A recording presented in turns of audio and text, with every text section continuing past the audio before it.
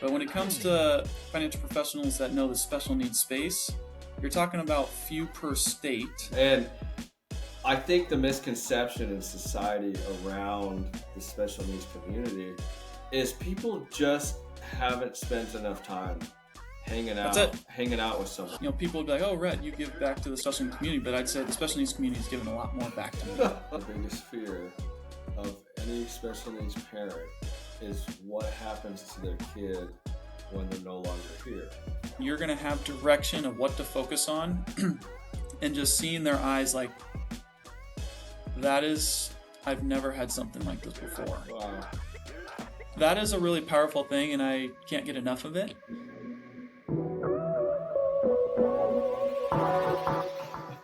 This is an Unspecial podcast. We are a space for parents to be seen and heard. We're going to go a little bit off script today. I love having on guests, taking a break from some of the emotional journey, some of the psychological side of parenting children with special needs. And I think it's very beneficial to get practical. And this one, for the listeners, you're probably going to want to get a notepad and take down some notes because, as we all know, finances are stressful, especially for families with special needs. A lot of times insurance doesn't cover stuff. You're paying out of pocket. But to have a plan in place to be able to not stress is super important. So today we have the infamous, we go way back to our college days, Mr. Rhett Beal. Rhett, thanks for being on. Yeah, thanks for having me on, Zach. I'm excited. I've been able to listen to a few of the podcasts, and I just love them. So I'm Nice. excited to be a part of this and just see where the conversations take us. And hopefully a lot of parents get good information from it. Oh, for sure. And so, Rhett, you are the vice president of Van Holzen Financial Advisors, and you lead the firm Special Need Advisory Services. You hold a chartered special needs consultant designation, and you're deeply committed to serving families with special needs and helping them navigate the complexity of financial planning, which I didn't even know there was an emphasis and an avenue specifically for special needs families. That's incredible. And fun fact, out of college, I assisted a financial advisor Okay. for a year. I passed the Series 7 and the 66. The 66 I failed 3 times. The 7 I passed on the number 3 days before my wedding. And after a year I went off on my own. I lasted 3 months. You said this isn't for me. all I'm I- going to Idaho and doing construction. All I could get was my 4 college buddies on a Roth IRA and my dad, and then I wasn't going to hit the number and they were going to fire me. So I'm like, yep, quit. Yeah, But that's awesome. so take me to the beginning. How did you get involved with special needs emphasis in financial planning? Yeah, no, that's a great question. Well, like you said, we go all the way back to college. And I, like many folks going into college, had no idea what I wanted to do because my only experience was school Right. and the school environment. And basketball. And basketball. Yeah, I was fortunate to go to Point Loma for basketball, and there's a whole other story we can get to down in that. But really, I started doing informational interviews with kind of our professors, and like, hey, you know my personality, you know what my strengths are. What's out there? I just have no idea. Right. And so they started introducing me to people. And one of the people I got introduced to was Craig Van Holzen, who's the founder of the firm, about the financial advisory space. And so I did talked with them. I did an internship here in between my junior and senior year. And I loved it so much. I was like, hey, I want to come on board, and was fortunate to get hired on. I came home for spring break or Easter break. Fortunately, they said, hey, we want to give you a job when you come home for the summer. Joined in, and that was in 2012. Well, our firm did not have a special needs niche inside of it, and I really was not involved with the special needs community. It was more of a traditional track. Okay. What happened was my wife who I've been with. My wife and I have now been together for 15 years, but she has a twin brother with a disability. So I Oh, didn't have a family member growing up, but I married into it. okay. And somewhere pre-COVID, I'm gonna put a number out there, but I don't know the exact date. Let's just say 2018-ish. Um, we would be at family gatherings, like watching football, hanging out, chatting about anything they random. And out of the blue, my mother-in-law would just be like, "Hey, you guys gonna take care of Jordan when we can't anymore, right?" It's like, Yeah. where did that come from? That was random, Yeah. but clearly it was stirring up. And so she did this 2 or 3 times, and I reached out to my wife, like on the drive home. My wife and I are like, "Hey, we should probably actually talk about this because this hasn't been a one-time deal. This has been something she's brought up a few times." And so we're like, "Yeah, absolutely. If something happens to my in-laws, Jordan can come live with us." Oh, and I'm a financial advisor, a financial planner. Yeah. Let me go figure out what we need to know so we can get our ducks in a row. Well, uh, I remember I came back to work and I was like, "All right, I'm going to look into this." And I was like, "Oh my God, I know nothing about this. Okay. I'm completely clueless." Yeah. And so that made me really uncomfortable. I didn't even know where to start. So I started doing informational interviews with parents saying, "Hey, what are you guys doing? How do you put this together?" Mhm. I started looking out what other professionals are doing this. And a few things that I really discovered. One, most parents didn't know where to start and they Right. were overwhelmed and it was very fragmented. And two, when it comes to financial professionals, when you think about finding a financial advisor, you can pretty much go down almost any city street, suburb street, and you're going to find some level of financial advisor. Edward Jones, Morgan Stanley, Independence, you name it. They're going to be there. But when it comes to financial professionals that know the special needs space, you're talking about few per state. Yeah. And I was literally doing phone calls with people, like trying to find who's in this. And I was calling people out in Illinois, Pennsylvania, the Carolinas, not people down the street. And so from this experience and the discovery process, I was like, this is it. Huh. This is the path I want to go. I got to solve it for my family, and I'm going to want to help a lot of other families do this too. It's an area I have passion for, and it's really opened up the door for me. Not just it's opened up my mind and my eyes in the community, Yeah. and it's led me down this awesome path of the niche that has now been a pretty big focal point of our firm. That I was fortunate to be able to lead. Yeah. That's so cool. How was it? So you had no experience with any kind of disability or special needs, whatever. How was it marrying into that? And did your wife like prep you or like warn you or not? I mean, the warns sounds like a negative word, but did she be like, what was the conversation of like, hey, I have a special needs brother? There was no conversations. I It's, never thought anything of it. yeah. So her brother had was born typical, neurotypical, and then had a brain tumor at age 5. So he had cancer right in the back of his head at age 5, Oh and gosh. so he had to do chemotherapy, he had to do surgeries, and all that stuff. And he's had other ailments too. Like he's not only a cancer survivor, but also a 2 time stroke survivor. He's unbelievable. Oh man, what a So stud. he's an absolute stud. He works at they live in a small town. And he works at the local grocery store, and everyone knows him. He's the happiest guy in the world. Yeah. So it was not like a preparation or talk. It's just he's part of the family, and I Yeah. never had any alternative thoughts about it. Uh huh. We're a hunting family, and he'll come out with us on these camping No trips, and he way. just loves being with the boys, and uh, he's just an incredible guy. So for me, I'll tell you some of the more impactful things about Jordan.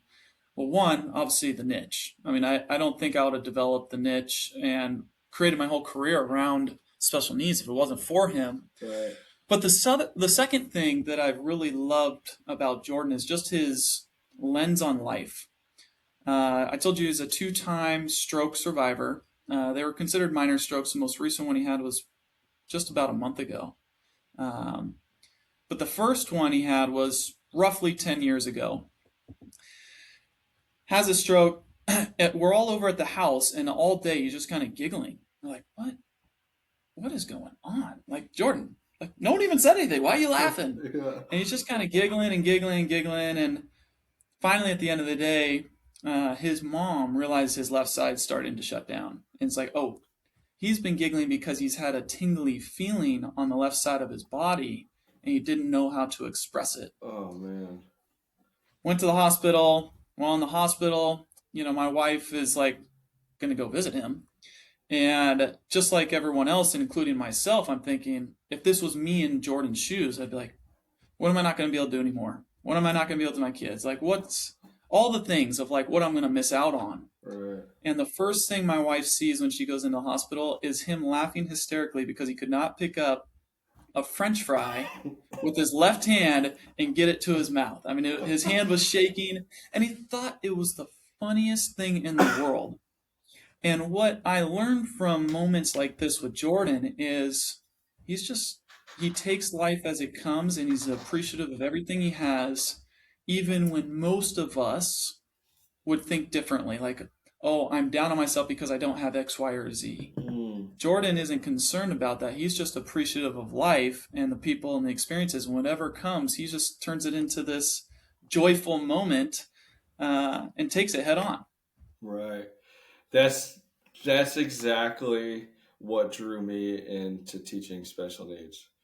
Hmm. I subbed in general ed classes and I couldn't handle their entitlement and attitudes. And I would sub in the special needs classrooms and I just couldn't, like, the way they view life and how much fun they have and how they're just doing the best with what they got Yeah, is that's it. incredible. And I think the misconception in society around the special needs community is people just haven't spent enough time That's it. hanging out with someone. 100% agree. Because once you do, it's like this is the funniest, most fun experience you can have. Like taking my students out into the community was my hands down my favorite thing to do. Yeah, it's been incredible, and I 100% agree. And I'm a faith-based guy, and it's been incredible to see how God's worked through this whole thing. Yeah. Our office was not in the special needs advisory space until we created the niche, and now, we're heavily involved with an organization called Infinite Friends, which is a kind of social and educational program for adults with disabilities. Okay. I was helped found that organization here, and I'm a board member. But one of the cool things about it is our company and the people of our company have really latched on and support it. Like a beach bash, every year we help put on a beach bash, and our crew goes, dresses up in the whole outfits and dances and cooks and is a part of it. And it has become ingrained into a culture of our team and bonded our team together because of the community. That's so cool. Oh, that's amazing. That's what it does. Hands down. What has hanging out with families and individuals with disabilities taught you about God? I know we briefed this before we hit record because I had a very similar experience. Seems like as you had when I was teaching, and it inspired me to write my book Special Days, and just kind of when I would look through a lens of how does God see these guys and Yeah. what are they, just how they go about their life, how it taught me so much. What has that experience been for you? Yeah. Well, as I told you, I didn't grow up in the special needs community. It wasn't until, Jordan and starting the niche and getting so involved in all these other ways that I would say I've learned a lot about the character of God and how God sees people. Hmm. Um, One of the key things that I learned, as we were talking about just momentarily ago before we hit record, was every single individual, as we would claim disability or not disability, as when I say we, like society, um, is uniquely created by God. And one of the fascinating things that really hit me hard was like, in God's eyes, is a person with a disability someone who has autism but is the kindest, most gentle person in the world, loving people? Or is the person with a disability who thinks they don't have any issues, thinks they don't need any help, but are narcissists or pricks or Yeah. doing things on their own or selfish and all these other inhibitors that we all have in our life in some way, shape, or form? And so God just sees every single person uniquely and differently and wonderfully created. And I think that morphed the way I view disability in the world, and how I interact with people, which has just been incredible. And so I would say, yes, people would be like, "Oh, Rhett, you give back to the special needs community," but I'd say the special needs community has given a lot more back to me. 100%. 100%. I know. Everybody would always be like, "Oh, you must have so much patience." Blah blah blah blah blah. Like, no, not really. Not at all. Yeah. They teach me more than I could ever learn anywhere else. And especially now holding this space for parents, I started it to bring hope to their journey. Yeah. But ironically, it started during our family's cancer journey. And Mm. I get so much hope and encouragement just seeing how these parents go about life and they continue to show up and their resilience and their courage. It's like when you think you're doing good for others, yeah, sure, you probably are, but it's equally as fulfilling. You're It's that revolving cycle that God designed it to be like. right, and it's God's economy that doesn't make Yeah. sense to people if they don't love God. And if you've never experienced it, Right, and I think that goes back to what you said, it's the fact that most people have never had a real experience or enough experiences with this community to realize how God's economy works, right, in such a beautiful way. yeah. Economy. All right, we're gonna start nerding out a little bit. So Okay, you let's you do it. went on a journey and you did informational interviews with parents. Yeah. What did you learn and how to start? Like, where should families start? Yeah. Well, that is a huge question. Yeah. And I will say, here's what I learned and what I see over and over and over again. And I've had been fortunate to have conversations with many hundreds of parents. It all starts with, I don't know where to start. Huh. That is the most common thing parents have. And I read this statistic one time that said like only 6% of parents have a comprehensive communicated plan, for their child with disabilities. 6? And I was like, how do you get that stat? Yeah. Like, who figured that out? But in my presentations that I do, I actually have a little Q&A that I put up on the board. And some of it's like, who has a plan? What's the biggest limiters of you starting a plan? Kind of real simple, basic questions. And what I found in those Q&As is the statistic actually lines up. Oh. The things that often prevent parents from moving forward comes down to three big things. One, they don't know where to start. Two, they're just so overwhelmed in the day to day of trying to manage, whether it be the household, the school system, government benefits, you name it, whatever it is, they're just overwhelmed. Or three, they're paralyzed because they can't imagine the day that someone else might be taking care of their kid. Mm.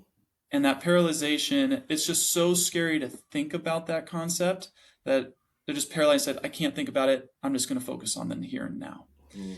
And so those three things lead to people not taking any steps. And what I've found is when you don't take any steps, it actually builds more pressure, right? Ooh. And you get those experiences like my mother-in-law, those blurs, like, hey, you're going to do this, right?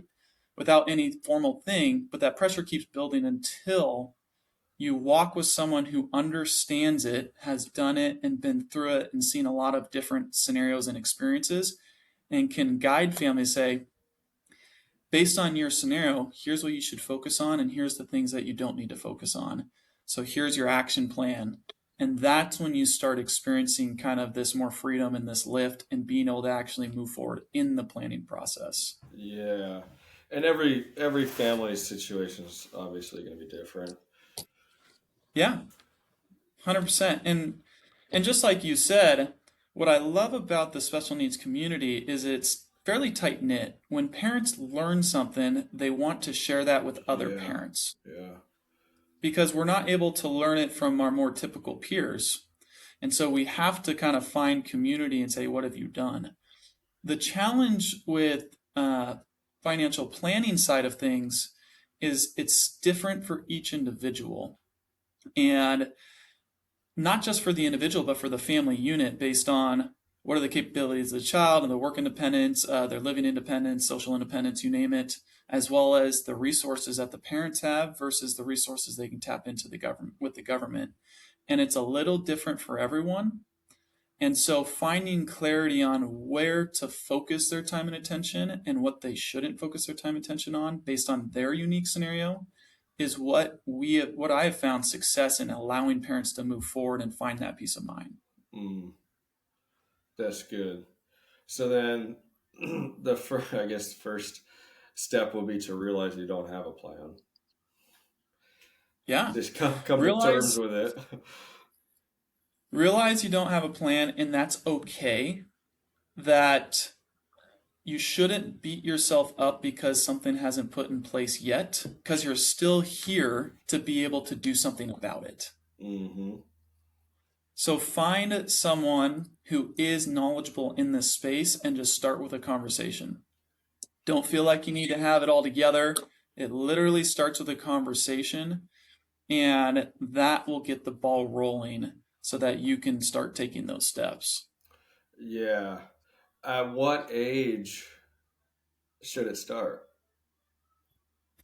Great question. I would say the sooner the better, Right. because the sooner you start, the bigger you can effectuate the plan. But it looks very different at each age. Like if you have someone who has Down syndrome, you obviously know that the disability onsets at birth, right? So you know there's a plan in place that you need to start putting things into place there, and what that looks like in your early formation years. If you're a parent in their mid 20s to 40, it's going to look different in how you do that because most parents haven't built a strong financial foundation yet. So you're looking at like insurance Yeah. and putting in protections. But if you have a child that is, 18 to 50, 60, however old the parents are, it looks very different in each stage of life because how you tap into resources and think about setting up the safety nets changes.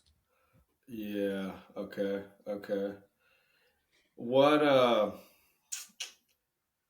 Yeah. I would imagine thinking about finances for a family who had a newly diagnosis for their kid. The stress would hit hard on like how Yeah. am I going to pay for this, but then kind of get lost in that, and it's not like, oh well, let's put together a plan to figure that out. How would like Yeah. conventional financial planning differ from somebody such as you with the expertise in special needs planning? Yeah, good question. So conventional planning really just focuses on the parent. How do I help a parent have enough resources for retirement and make sure they don't outlive their money? And then for most families in that consideration, they likely have children, but if there's excess resources going to the children, it's more of a gift, right? It's not a necessity. So, like think of you and I. Our parents raised us. They did a great job, and now we've been released and said, "Hey, go build your own financial foundation." Hmm. And at the end of their life, if there's something there, it was a gift, but it's not a necessity because we're able and capable of building our own financial foundation. When it comes to planning for family special needs, what I often find is parents will segregate their plan from their child's plan in their Oh. mind. But when all conversations happen, their plan and the child's plan need to be united. It's Hmm. a really one synchronized plan that is two generational. Because if you have a child who has limited work capability or not able to work, you as the parent need to help support them and get them set up in such a way where they are taken care of during both lifetimes. Okay. So it's now we're also pairing private resources with government resources, and a lot of families will know this. When it comes to government resources, there's a lot of handcuffs. Like, hey, if you're on Social Security, your child can only have $2,000 of money in their name. If they got $2,001 in a bank, right, it's going to blow it up and they're going to lose out on Social Security. Or if their income's above a certain level, all these red tape things. And so there really is a playbook to synchronize the parent's plan and the child's plan and protect the government benefits for their needs without disinheriting them, for lack of a better term. Oh, interesting. So that, what is that financial tool? There's a lot of financial tools. There's not just one. You're probably talking about a special needs trust, which Okay. is a very common one. Yeah. But there's a lot of ways to think about this. Um, and what I like to help families think through is when it comes to planning for your family's life. I like to think about it like a teeter-totter. The more financial resources, where one side is financial, your private financial resources, and the other side is public government-based financial resources or supports. The more you have on the private side, the less you need to lean on the public side. The less you have on the private side, the more you got to lean on the public side. Mm, Because commonly, what is missed is, parents also want to have some level of retirement. They want that peace of mind that their kid's going to be taken care of. Based on the family dynamics, that'll look a little different. But the parents aren't going to have any government support backdrop. right. Their child will.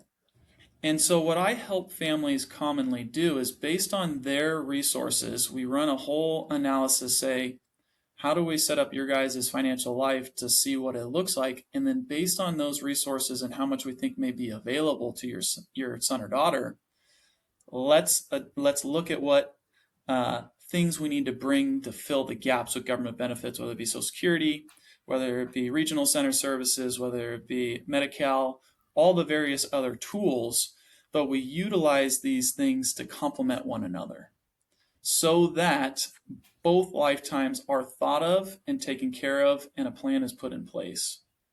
Oh, interesting. So there's a cap on how much an individual with disabilities can make? Not in the sense of like, let me break this down real quick. Yeah. Obviously, just like anyone else, just because you have a diagnosis of disability doesn't mean you can't work, right? Right, right. One of the key things we want to help these individuals do and our family members do is to become as independent as possible. But there are some, and many, who have limited work capability due to whatever the disability is. And in this scenario where someone has limited work capability, there are government benefits like Social Security, SSI income that you can tap into, which is roughly in California $1,200 per month. Okay. And if you are collecting or applying for SSI, Social Security income, when your child turns 18 years old, there is limited income and resource limits to qualify for it. So what they're saying is if you're someone that's earning $3,000 a month, you're not going to be able to qualify for this government assistance, right? Which, heck, if you're able to earn that money, that's a great thing. You would prefer that because it's going to be more than the 1,200 anyways. But for those who have the limited work capability, there are programs available, and some of the limiters are like if you can't have more than $2,000 in their name. That is one of the limiters. There are tools to work around that. We can get into that. And another one is limited income capability and earned income. So there is a lot of things when it comes to the financial planning side that is confusing, Mm-hmm. complex, bureaucratic. And a lot of people have had different experiences. And so what I do is based on the situation, I help provide clarity of how these programs actually work. Mm, okay. How do you apply for them? How do they actually work? What is your experience going to be like? And how does this fit in the overall plan? So that parents can have real clarity and understanding to be able to take steps. Because what happens often is a community member will say, "Oh, you should try this. I got this," and then they'll go apply for it and they'll get denied because they don't understand who's that program for, what are they looking at when you're filling the application, what are the specific words that need to be said, all these different characteristics. And when you get turned down enough times trying to apply for these things, you're just going to say, "I'm over this," Yeah. right? And that also paralyzes you versus someone who really understands them, can speak to them and give guidance, say, "Here's what you should focus on, here's what you shouldn't focus on, and here's what your experience is going to be, and here's how you need to approach it." It eases that process so parents can actually go and be successful in these endeavors. Mm-hmm. Which is the emphasis on find a qualified person to help you out. You have enough. Yes. They have enough going on. Just and you know, I've always been a big proponent of advisors and just really utilizing people that are more expert than you at things. Like I think I know a fair amount on finances and all that jazz. I still have a financial planner. Yep. It's just you guys know all the little hacks and all the little things. And then I think probably a misconception too is it costs a lot. But with the right plan, with the right stuff in place, you're going to get way more back than whatever it costs. Yeah. Yeah. My goal, it all depends on someone's financial situation. Right. Anyone that calls to me, I'm going to help them Yeah. regardless. And then there are some people who, would be turned into longer term clients. But overall, the goal is to provide far more value than our cost. Yeah. Otherwise, it wouldn't make sense, right? Yeah. Right. So if somebody makes too much money, then they don't qualify for a lot of public services. Specific public benefits, yeah. Yeah. So, and there is workarounds. There are some workarounds, and here's how I always talk about it with parents. And one of the things you sent me those questions ahead of time, and one of the questions was, "What's one of the biggest mistakes Yeah. parents make?" And I really think that's an important question because what I have found one of the most biggest mistakes parents make is they ask questions in the wrong order. Oh. What commonly comes up because it's kind of in our faces all the time, such as uh, government benefits, special needs trust, all these things. And so what we do is we go and we just focus on these things without realizing where it fits into the overall big plan. Mm. And so I often take a step back and help parents and I adjust the order of the questions so that we can understand where does government benefits fit in supporting your child. Let's not just go grab something if it's not something they need or if the influence of that benefit is going to restrict them from their top capabilities. So what I mean by that is Jordan, my brother-in-law, he works part-time 3-4 days a week at a local grocery store, right? Which for us is a really powerful thing because one, he's out in the community, he's involved, he's doing something he knows really well and can do really well, and the people there love him. Yeah. If he was not out there working, and again, this is Jordan's capable of doing this. If he wasn't out there working, he would have to go find something else that may be less meaningful and impactful and not able to give back in the community in the same way. Where Social Security at the surface, I'll dive into this a little bit further. So let me take a step back. Say a lot of government benefits innately, because they are for people with limited income or resources, will encourage people unintentionally to hold back our family members from being able to do these things because we are fearful of missing out or losing them. Oh.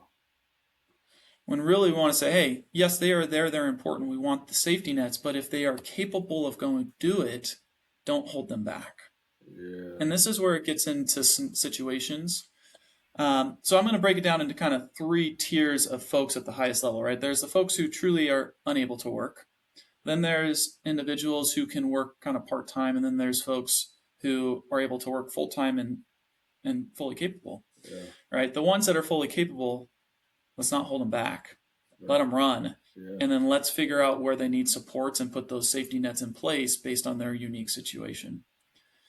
The individual who cannot work just due to the disabling condition, of course, we're going to fill these gaps in and we need to use more of them.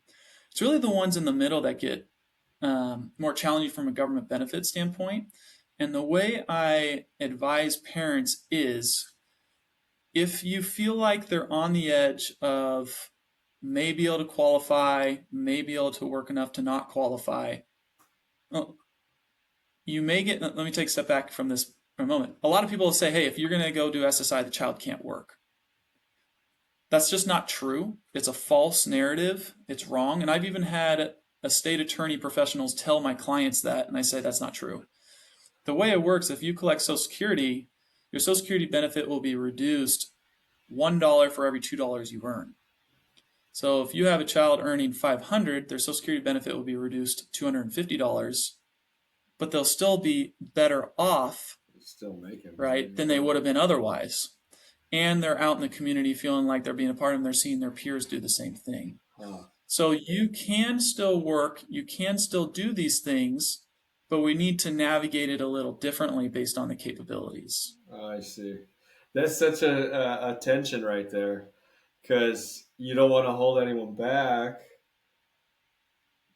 but then if they're making more money, not doing that, huh? Interesting. But as you said, it's twofold. If you have So the right stuff in place. this is where having conversations with people to kind of understand the dynamics of it all is really powerful because, like, I'm able to speak into, all right, tell me about your child. Let's get an understanding of what they need and what they're capable of. And also, like, one of the things we don't want to have happen, and I have these conversations, is your child knowledgeable enough to know if you applied for Social Security that they think you don't believe that they can do it? Huh. That is a really difficult spot to be in because your child, as the parent, your child needs you to be the one that believes in them the most. Right. And so, as a parent, that's a difficult spot where you want the safety net, but you also don't want them to feel like you don't trust them or believe them. And that is a different spot to navigate than the scenario where they're fully capable or incapable. And these are conversations that we have of how to approach it and think about it given your family dynamics. Hmm. Sometimes it's let them try. And if it doesn't work, then do it. And yes, it may be a little more difficult in that scenario, but at least they knew you believed in them. And that's an important thing. Yeah. I think it's already become pretty apparent for the listeners. Having a specific special needs focused financial planner is crucial. Not only for all of the workarounds and navigating the system, but on the psychological, emotional side. I would imagine most planners with this emphasis on special needs can really empathize and see families as a whole and their journeys as a Yeah. whole, um, which is would be super powerful. What uh, what are some insurance must-haves?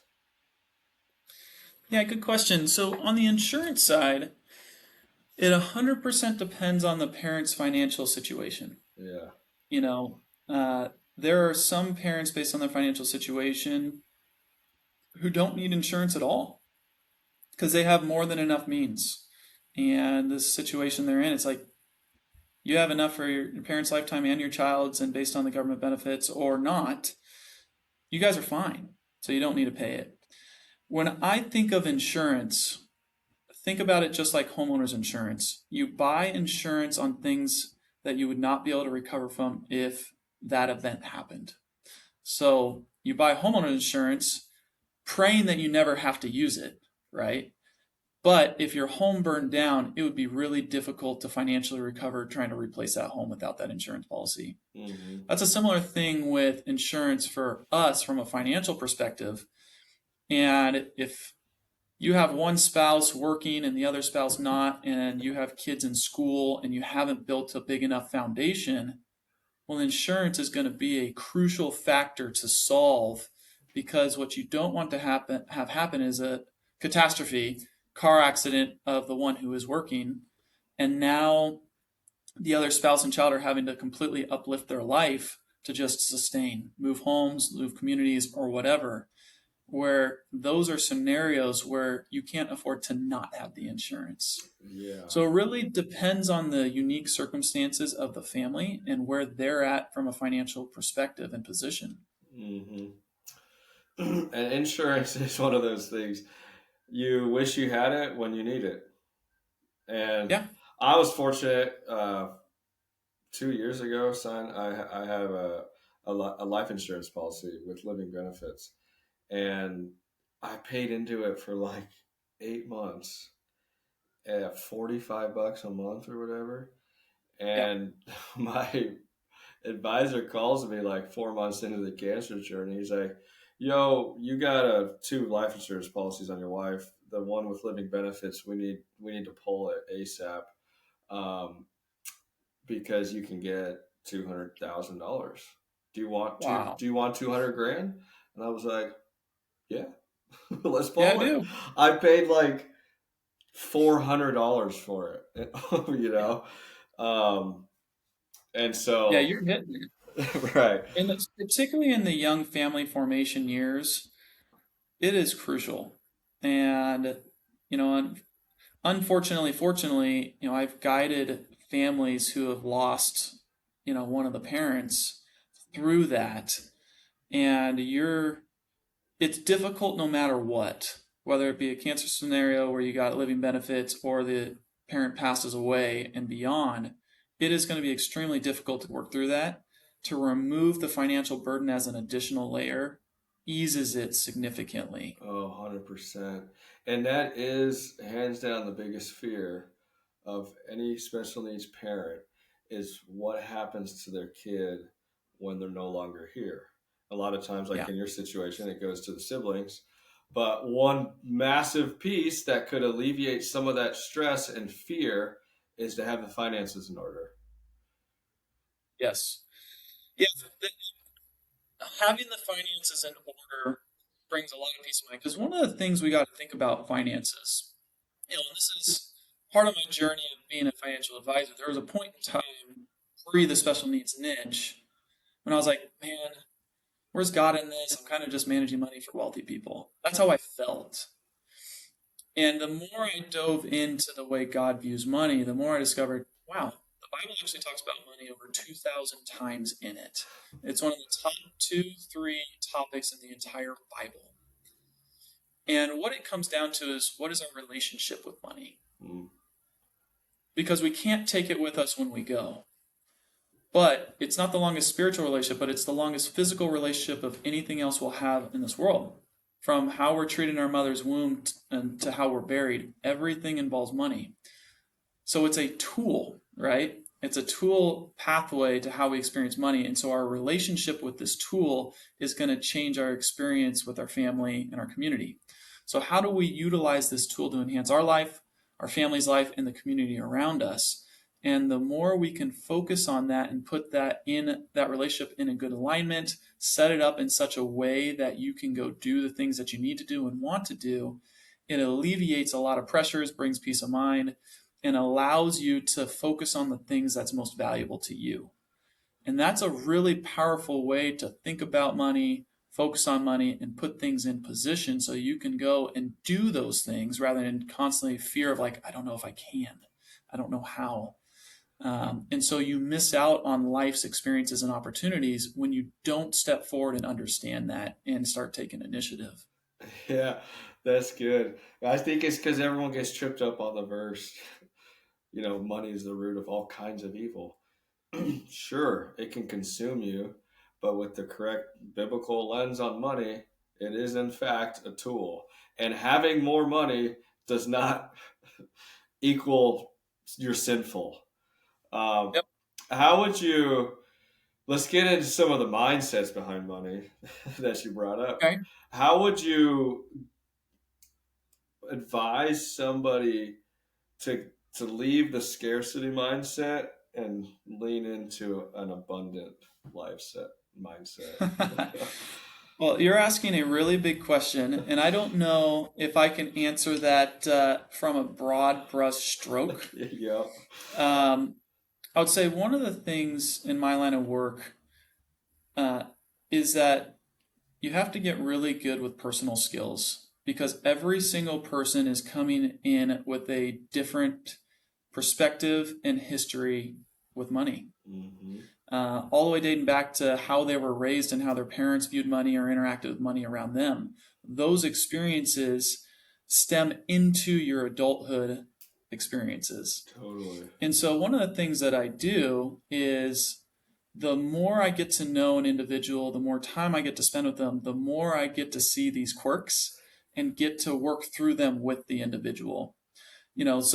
And that's a very personalized thing to try my best to bring it up at the highest level, which is difficult to do, is we generally see three types of people, right? We have savers, we got spenders, and then we have stewards. Most of us fit into either a saver or spender Yeah. category. Naturally, I fit more into a saver category, and it's more difficult for me to spend. And I'm like, do I really need that? It's like, why don't you? Yeah. Some people are the next dollar I get, I can't wait to buy X, Y, or Z and chasing after these things. Where really the ultimate goal is turning into a good steward. Doesn't matter where you come from, saver or spender. How do we work on our personal where we're at personally so we can become better stewards of our finances and more disciplined with our finances? Not saying you shouldn't save, not saying you shouldn't spend. There is a balance between that. But when you have a positive relationship and a good stewardship, it will make that a smoother path that's more in alignment with God's vision.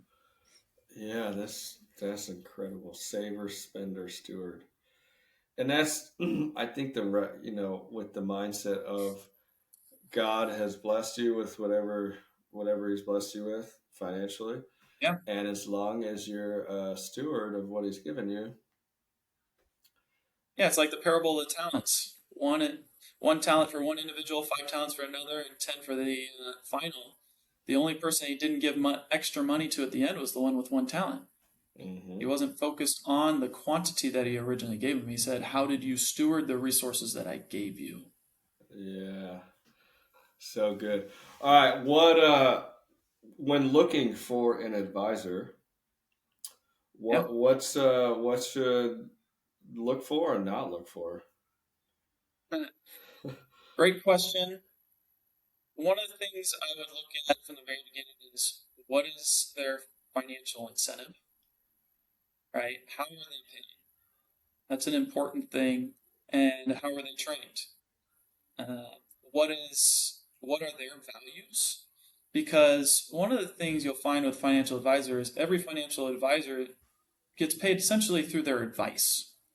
And so you're going to want to try and find someone that has some level of alignment with you from a values perspective, so that when you're in these conversations, they're able to provide a similar level of thinking into it and guidance into that. You know, it is not bad to have commission based products at all, but you want to make sure that they are trying to think of things from a more holistic view of the individual and the person and a service perspective. Because what I always say, a lot of the industry will have the investments kind of dictate the plan, where I am a firm believer you want the plan to dictate the investments. Figure out where they're at, what their goals and objectives are, what's really important and valuable to them from a qualitative perspective and quantitative perspective, and then set up the structure of their financial lives to fit that and solve that. It's Hmm. a very different perspective that it takes a lot of time in conversations and getting to know each other. But if you're able to get someone that's aligned in those factors, you'll have a lot of success. Yeah. It's more. Yeah, it's got to be a right fit. Right vibe, right person, Mm-hmm. and it's not just how smart are they with my money. Whole picture.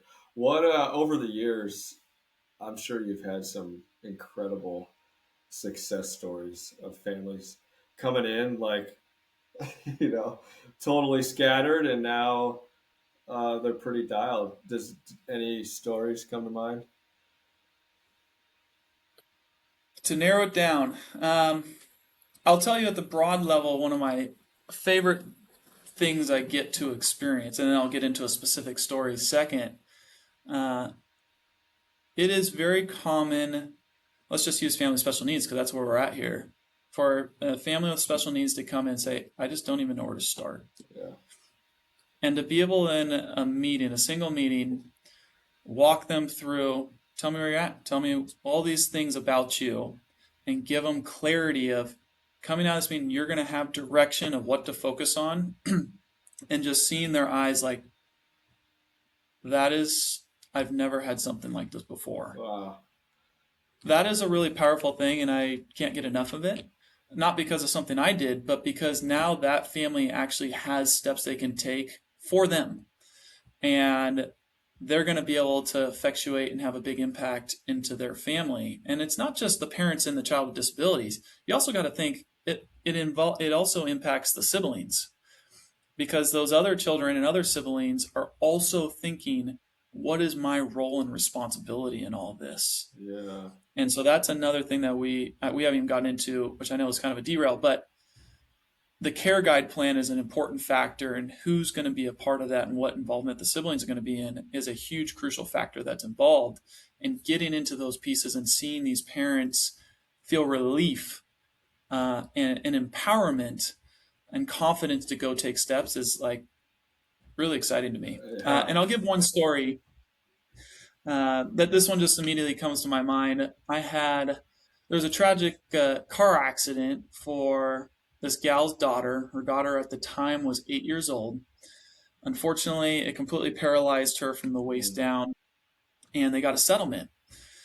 And if anyone's ever gone through a settlement process, it can be frustrating. I'm not an attorney, so I'm not going to try and speak any of that, but it's not uncommon. I don't remember the exact numbers, but the settlement was roughly 1.2. The attorney took a third.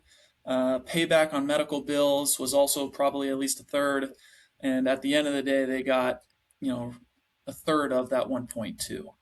So the mother just had a major life turning event of completely healthy daughter's life drastically changed, paralyzed waist down, doesn't know what that means for the rest of her life, starting at 8 years old, 9 years old, and just went through the settlement process where she had to grind tooth and nail to even get it, and gets a third of what the settlement was. She was pretty put off, and pretty frustrated.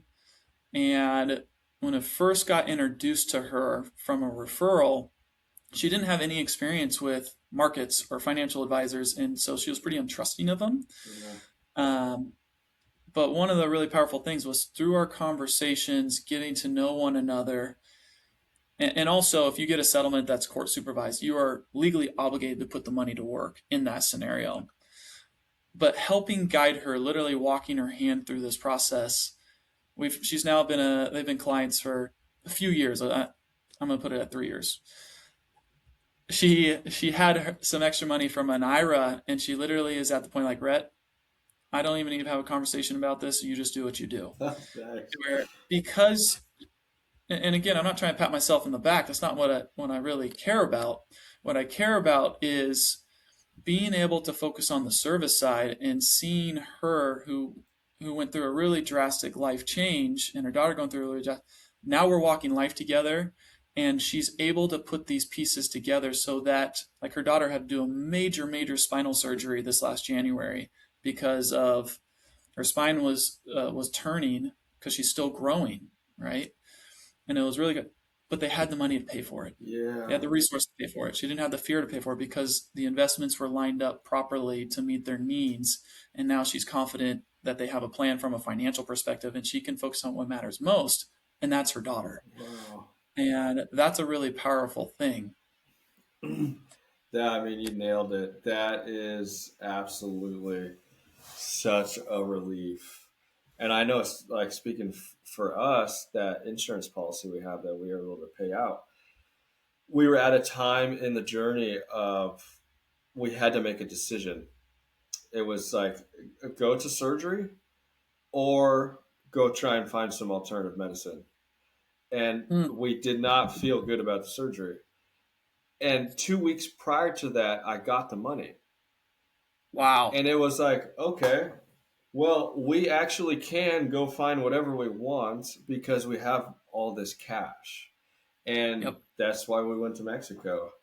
And I remember thinking, like, how stressful it was just to make that decision, but not having to stress about how am I going to pay for this.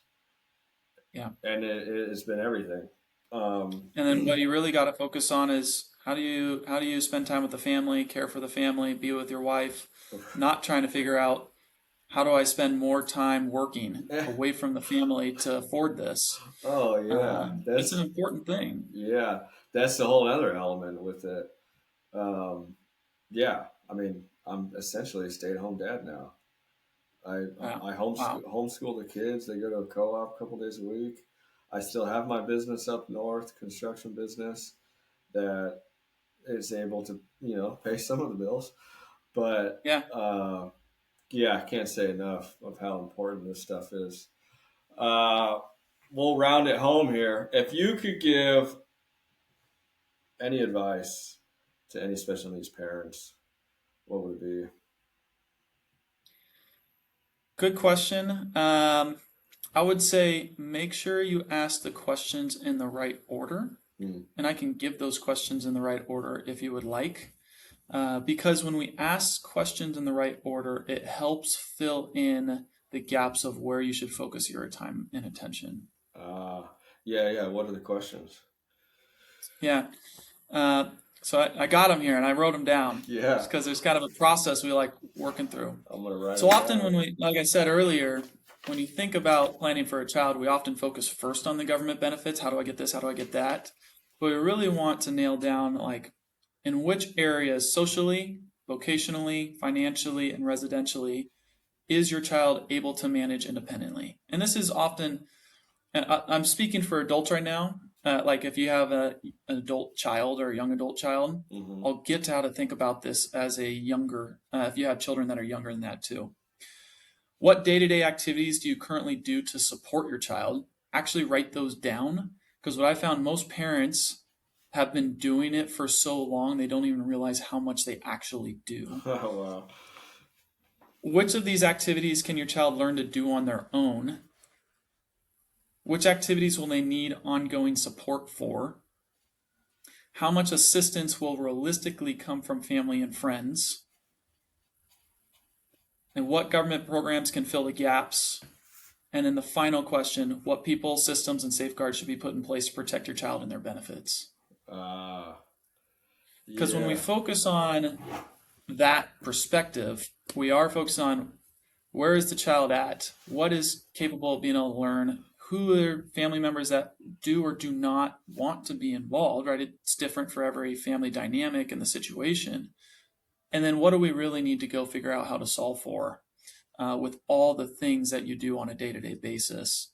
And that helps bring clarity into it reduces the overwhelm of I need to do everything to okay, I have things here actually on paper that I do need to focus on, and here's how I'm going to go tackle it. Yeah. So good. So good. We'll definitely gonna have you on again down the road. There's so much we could tackle, but this is an amazing recording to get the ball rolling, get some thoughts and plans, and get just essentially get clear on where the where you want to go for the future, and alleviate some of that stress. Savers, spenders, stewarders. Stewards. Money is not the root of all kinds of evil. I mean, it is, but it's It can not. be It's not evil, in and of itself. That's right. right? So, what's the relationship with it, and how are we going to use this tool to enhance your life, your family's life, and the community? And when we can focus on that, we can then go and focus our time and attention on things that we really do value and find important. Yeah. Where can listeners find you? Yeah. So listeners can find me on my website. You can go to our website. If you're interested, I do send out monthly newsletters, which are educational newsletters on a frequent basis. You can probably find some things I posted online as well, like videos, YouTube videos, educational videos. And then don't hesitate, if anyone wants to have a conversation, feel free to call or email me. Yeah. I'm always more than happy to talk to parents, have conversations, and help any way that I can.